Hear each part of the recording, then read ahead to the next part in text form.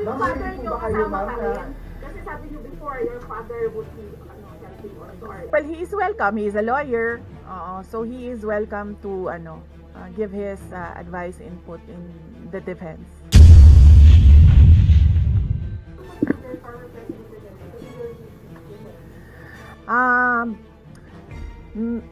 He will, maybe if he wants to, he can be part of the defense team. Sa mga nakaraang araw, marami ang humihingi ng reaksyon, komento, o damdamin. Damdamin ko sa issue ng impeachment na naihain laban sa akin. Sa kabila ng aking mga naging pahayag ukol sa planong impeachment sa mga nakaraan na buwan, ang tanging masasabi ko na lamang sa puntong ito ay God save the Philippines. Bukod dito, nais ko na lang ipaabot ang aking taus-pusong pasasalamat sa mga kababayan na patuloy na nagdarasal, sumusuporta, nagtitiwala, at patuloy na nagmamahal sa akin. Manalig kayo dahil sa taong bayan ang tagumpay. Syukran. I know, right? Braille. 3 questions, no follow-up. Okay. Oh. Ay, ayoko na. I'm okay. Oo.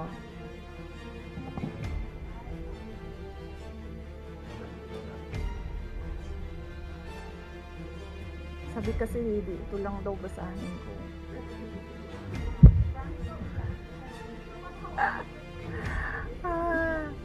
We've already started preparing the moment Franz Castro announced the impeachment plans, which was November of 2023. So November of 2023, there were already lawyers doing their work for the impeachment. So we leave it to the lawyers. Last question.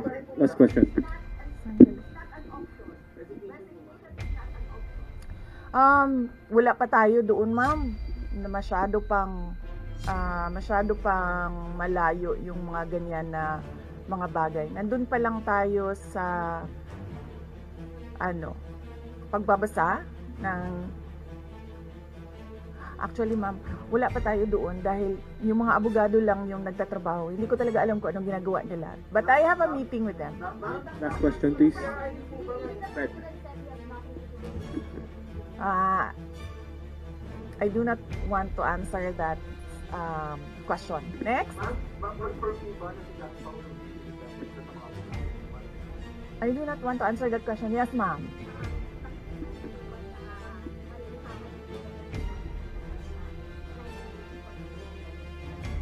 I do not want to answer that question.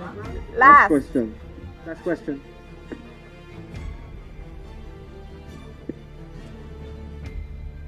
Paniwala ko lang, no, if you have to explain or defend your signature in a yes petition for impeachment, then you feel that you have done something wrong.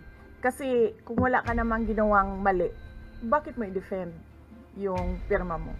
So yun yung paniwala ko. Ma'am, naniniwala po ba kayo na may gumalaw po for the impeachment? May gumalaw po na parang I do not want to answer that question. Yes.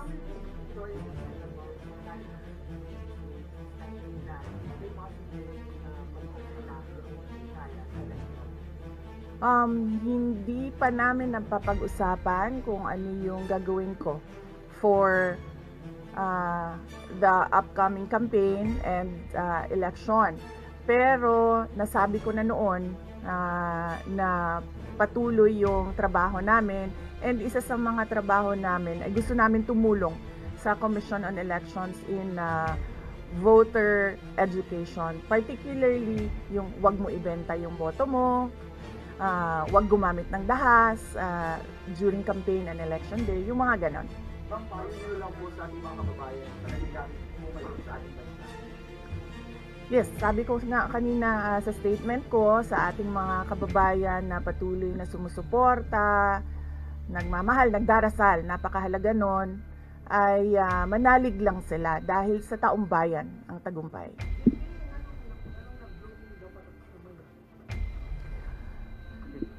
Anong naakadri sa Manila na taga Davao man ka? Thank you, OVP Media. Yes sir.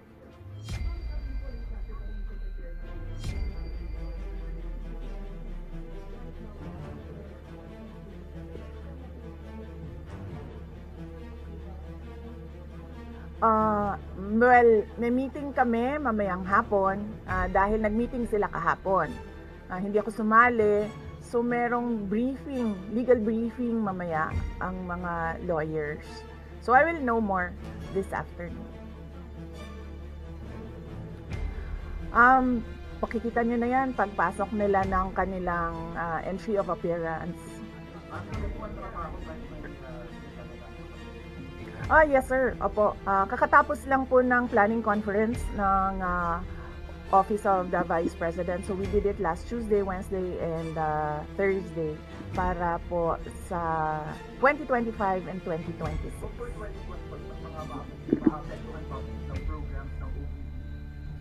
Yes, nag-announce na kami no na wala kaming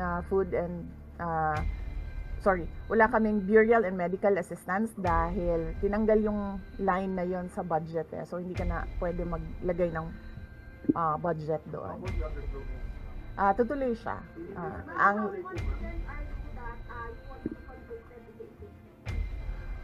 Wala pa tayo, masyadong pang malayo yan ma'am. Wala pa tayo, hindi pa natin inaano yan. Final question, na-assess ngayon. Final question. Nagtanong ka na ba? Kanina? Sige, ikaw. Final question, Lance.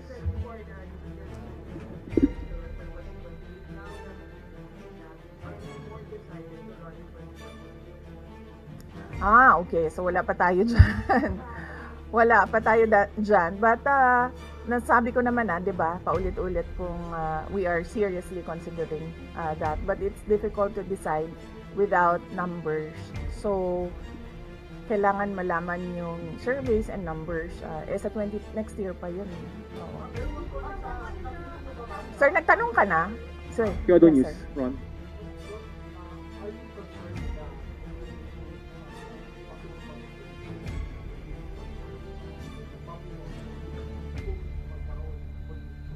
Yes, sir. Oo. Alam ko po yung penalties ng impeachment. And the moment na nag-resign ako sa Department of Education, before ako nag-resign sa Department of Education, pinag-isipan ko na lahat yan. Sir. Masasabi ninyo na lalo pa kayong nainganyo na ituloy ang pagtakbo sa 2025 Nasagot ko na ata yung kanina sa question ni sir na nakaitim. Sir.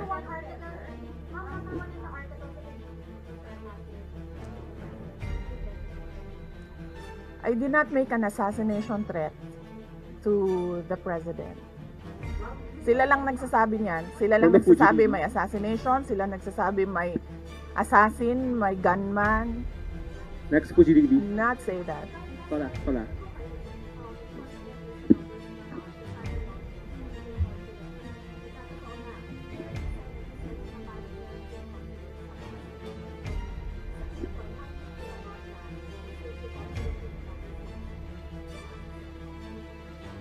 Well, that is their prerogative as a body, no? So, we have to respect the Senate kung ano yung desisyon nila. Dahil sila yung mga nandoon sa loob. We haven't talked. I have not talked to my friends in the Senate. Wala. Last question, please. Bakit? Sabi daw po niya siya yung post-call business daw po. Bakit kaya? Maybe we should ask. Maybe we should ask her first. Bakit niya i-block yung impeachment?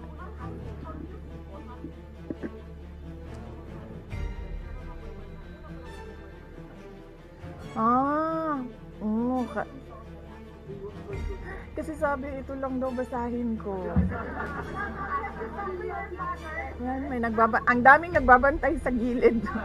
Usap niyo na ba yung father niyo after your impeachment? Wala pa.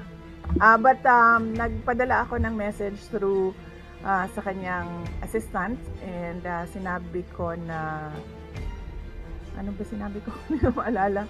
I think I said everything will be all right. Yan ata ang sinabi ko. His reply was a song.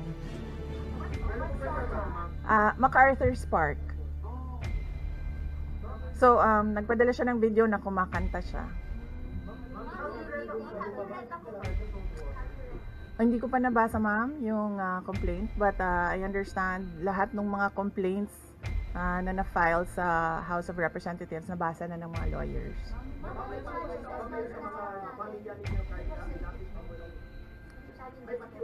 Sandali, Sarah. Sandali, Sarah. What's wrong, Bowick?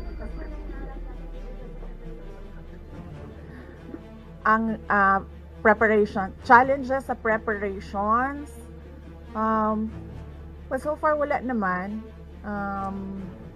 Wala naman kaming lang kami, na-overwhelm kami kasi ang daming mga lawyers na nag-signify na tutulong sila sa defense. So, ngayon ay pinag-uusapan on how to go about it na makuha lahat ng kanilang commitment of support at makatulong din sila sa pag-iisip kung ano yung gagawin sa defense. Harleen Delgado, ABS-CBN. Harleen, ABS. Nagtanong ka na, ma'am? Wala pa, ma'am. Sige, ma'am.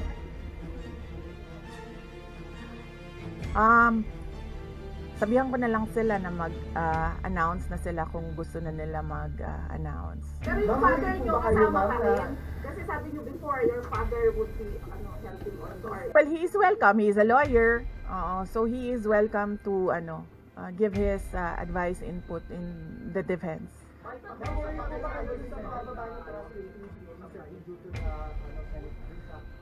I will not answer that question. Yes, I'm sorry. Yes.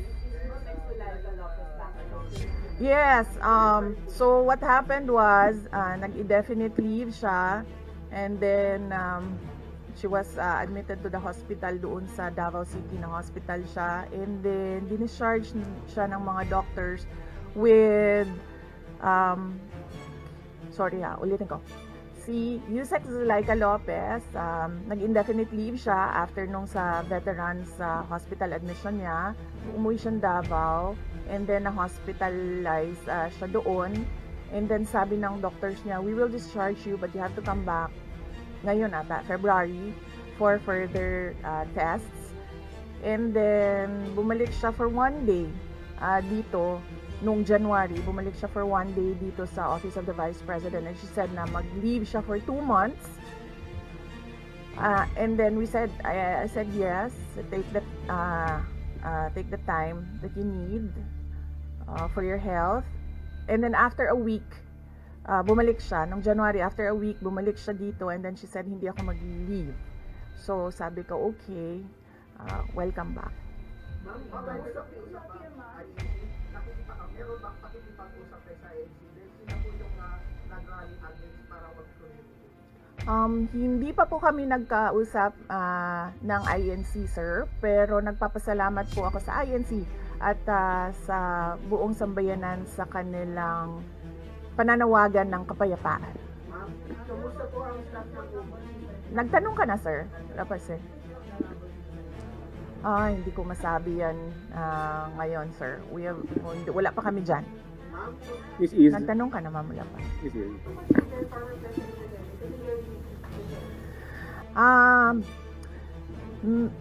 He will maybe if he wants to, he can be part of the defense team. But because of his age and because of rigorous preparations in an impeachment case, baka sabihin ko sa kanya na wag na lang siyang mag-lead dahil medyo may edad na si former President Rodrigo Duterte. He's already 80 years old this year.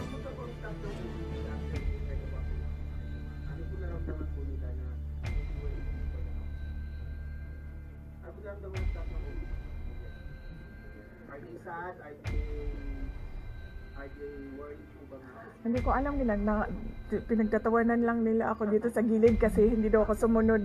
Sabi, basahin lang daw talaga ito. Ha?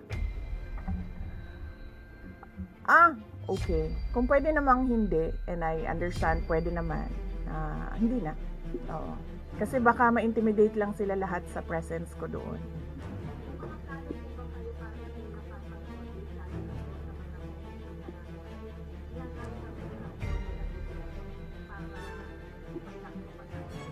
Hindi ko na muna sagutin yung tanong na yan ngayon, ma'am.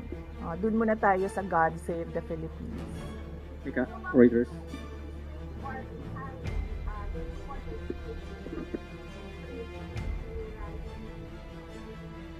Sa panahon ngayon, ma'am, na sobrang mahal ng presyo ng mga bilihin, lalong-lalo na ng pagkain, sasabihin ko sa mga supporters sa taong bayan na unahin muna nila ang trabaho and negosyo nila kesa sa mag-rally sila sa mga daan. Dahil marami o lahat tayo breadwinners. So merong mga bata or merong mga kapamilya na nagdedepende sa atin. At tayo naman ang social media capital ng buong mundo. Kung gusto talaga nilang magsalita at tumulong, doon na lang sila sa social media kung saan nakakatrabaho pa rin sila. Pero nagagawa nila kung ano yung nararamdaman nila na gusto nilang gawin. At yun ay magsalita at marinig sila ng taong bayan at ng mundo. Mika, Flores, Reuters.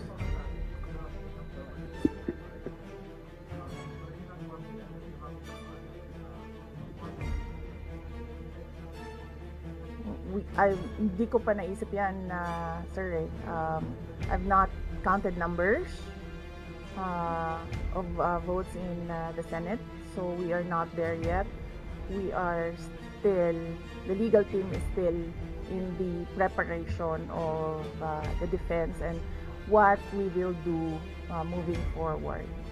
Ma'am, do you think this is maraming mga congressmen from 70%?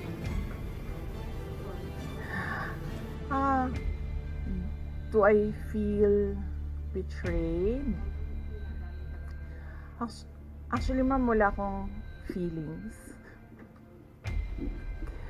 Wala akong feelings about it. Kasi, kung napapansin nyo, wala naman kasi talaga akong barkada na politiko. I don't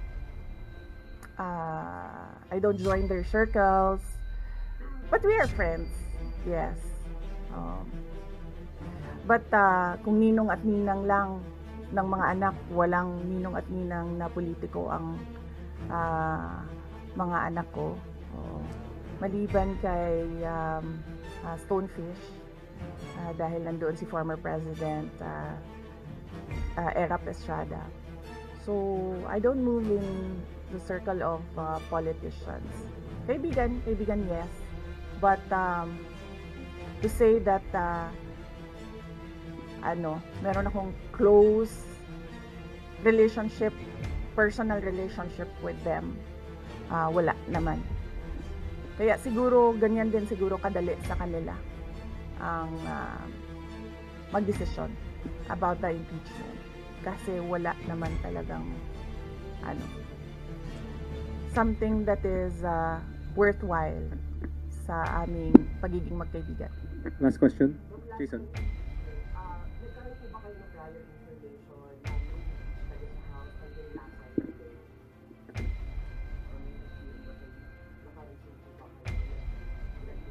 Yes. Oo. Si JC. Si JC. Hindi siya natulog. Sabi ko sa kanya, matulog ka na, JC, kasi ang mangyayari ay mangyayari. Kaya sera-sera. Diba?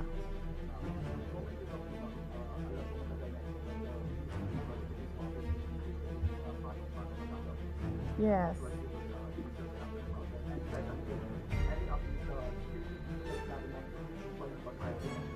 Okay, hindi ko nasasagutin yan, ha. Dun lang tayo sa God Save the Philippines. Okay. Ma'am, you said God save the Philippines. Gaano na po pala ang problema natin every day nagkaroon ng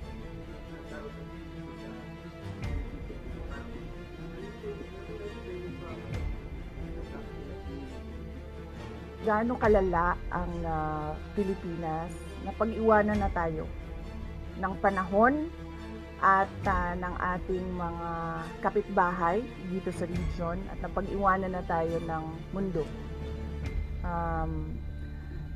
Malala siya since na nagkaroon ako ng understanding. Kasi 1990s, tapos 1990s magulo, well sa amin magulo sa Mindanao, and then ngayon nagbabadya ang gulo sa Mindanao. So parang wala namang nagbago. So malala, sobrang malala, dahil kung nakakausap mo yung mga tao na arawan yung kanilang sweldo, yung pera nila hindi na talaga sapat para sa pagkain, para sa kuryente, para sa bahay, para sa tubig, para sa pag-aaral ng kanilang mga anak. At kung basehan natin yung pag-alis ng mga Pilipino sa sarili nilang bansa, ay sobrang malala, dahil sobrang dami ng ating mga kababayan ang pumupunta, nakikipagsapalaran sa ibang bansa dahil wala silang makita na pag-asa, wala silang makita na oportunidad dito sa ating bayan. Kaya parang nakakaawa na tayo dito sa loob, at nakakahiya yung estado natin kapag iniligay mo siya in a global stage, na kung saan pinapanood tayo ng ibang mga lahi at ibang mga bansa. And because of that, tapos na tayo. Diba? Maraming salamat sa oras ninyo. Magandang umaga. Oh yeah. Yes, happy Valley. Basing on the palakpak ng mga kasamahan ko sa Office of the Vice President, okay naman sila.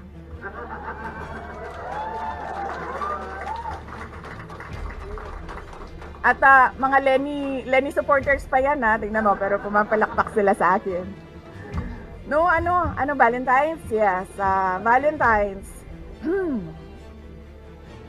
Alam nyo, mas masakit pa ang maiwanan ng boyfriend o girlfriend kesa ma-impeach ka ng House of Representatives.